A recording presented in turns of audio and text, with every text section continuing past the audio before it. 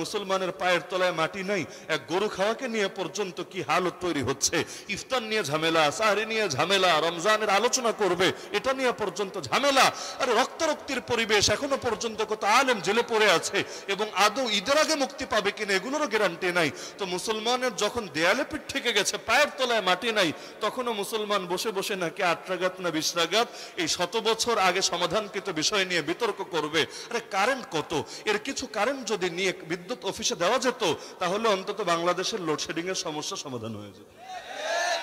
মানুষ এত কারেন্ট পায় কোথায়? কারেন্ট হয়ে গেছে এত বেশি, পুরো দেশ যখন পুড়ছে, আর যখন মুসলিম উম্মাহ বড় পেরেশানির মধ্যে পড়ে আছে, যখন শাহজালালের বাংলাদেশে নয়া গৌর গোবিন্দদের পদধ্বনি শোনা যাচ্ছে, ওই সময় কিছু মানুষ বসে বসে আলতু ফালতু কি কি বিতর্ক করা যায় এগুলো নিয়ে মেতে আছে। That's the funniest thing I've ever seen in my life.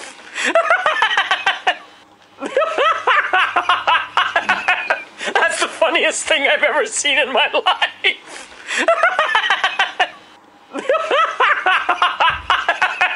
That's the funniest thing I've ever seen in my life.